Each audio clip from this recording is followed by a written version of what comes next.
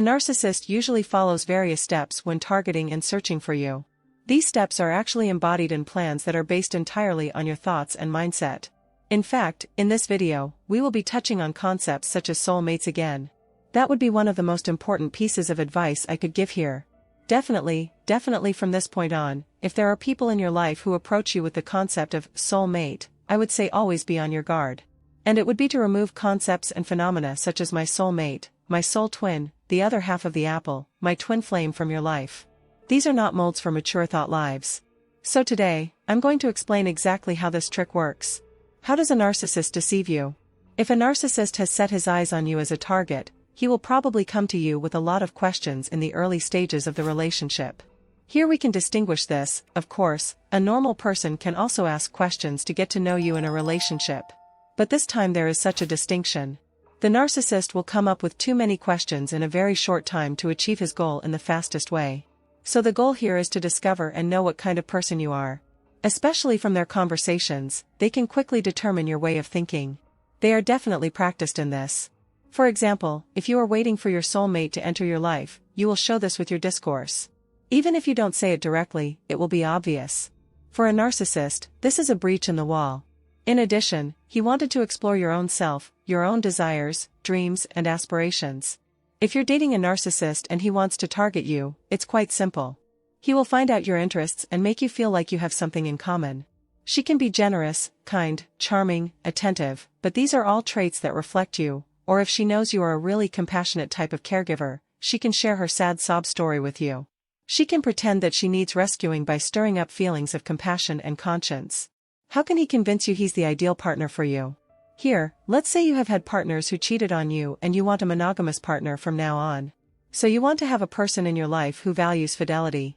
You want someone who will never do this to you again. At this point the narcissist might say to you, monogamy is a very important issue for me too. I have never cheated on anyone and I never will. Or suppose you never felt seen or appreciated. You have always felt invisible and worthless in your life. The narcissist will make you feel that you are very valuable, that you are someone worth listening to, that they have noticed you in this way. And you will feel like you have found the only person in this life who understands you and supports you. You will be like someone who drinks water from an oasis in the desert. If you say that you always wanted someone to love you, someone vulnerable and honest, and someone you could take and save, the narcissist will act like the person who needs to be rescued. The narcissist's plan works entirely based on your thoughts. It means that you will feel those strong feelings of, incredible, I have met my soulmate. So what can we do against this situation? First of all, you have to start learning to change something in the way you think. You have to change your thoughts and ideas. Or you have to change your mentality. First of all, usually the people who are in this situation are the ones who are waiting for a savior role. We need to get out of this mode. This is one of the factors that cause us to attract people like narcissists into our lives. We don't solve our problems ourselves. We always hope that others will solve our problems and we live with this expectation. We have this perception that someone new will come into our lives and everything will change. No, this is not a mature way of thinking. Now, more or less all of us are familiar with some discourses about states. For example, the most well-known one is that if you want to be an independent state, you have to have a strong economy and a strong arms industry, so that you can protect your borders. In addition, one of the factors that make a state strong is that it can solve its own problems internally without allowing others to intervene. If another country from outside interferes in your internal problems, that's where problems start to arise. This modeling also applies to people. If you allow other people to interfere in your internal problems and you don't overcome them yourself, unfortunately you will be dominated by an imperialist person. In short, don't entrust your independence to others. Solve your own problems yourself. Stop thinking about someone who will always love you. Start thinking about how you can always love yourself from now on. Don't ever think that another person will make you feel valuable. Because that will never happen.